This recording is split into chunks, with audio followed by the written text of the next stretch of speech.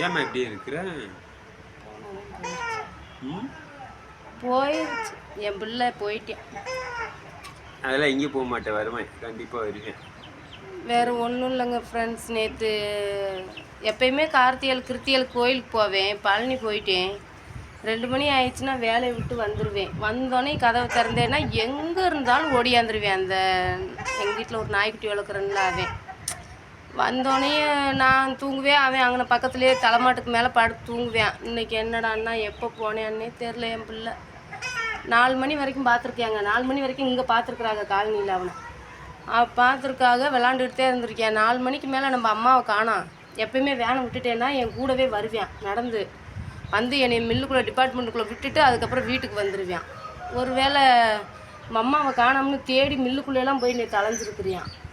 ஆளுங்க சொல்கிறாங்களே உங்கள் நாய் மில்லுக்குள்ளே வரைக்கும் வந்துச்சு உன்னை தேடி அப்படின்னு.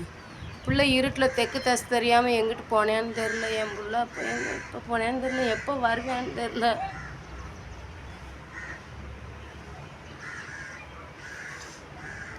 ஒரு நிமிஷம் விட்டுட்டு இருக்க மாட்டியான்.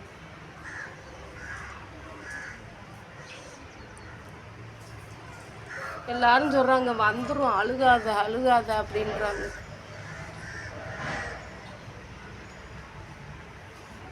உனக்கும் அவனை நீயெல்லாம் வந்தினா உன் காலை பறண்டிக்கிட்டே கிடப்பான்லடா. ஏதாவது ஃபீல் பண்ணுறியாடா? 1000 சொந்தம் வந்திருந்தாலும் 6 வீட்டு வாசலில் ஏற விட மாட்டியான். சாப்பாடு செய்யக்கூட மனசு வர மாட்டேங்குதுங்க.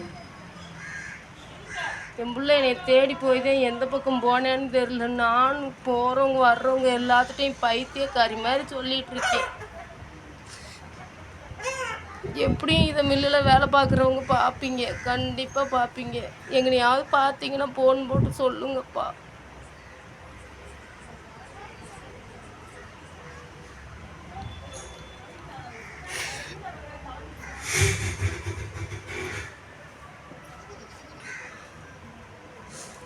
இவர் வந்தாலும் இவரோட தொத்துக்கால் போட்டுக்கிட்டு கூடவே சுற்றுவேன். அவர் வந்தாலும் எங்கேயுமே போக மாட்டேன். என்னையை தேடி போய் இன்னைக்கு நான் என் பிள்ளைய தொலைச்சிட்டேன்.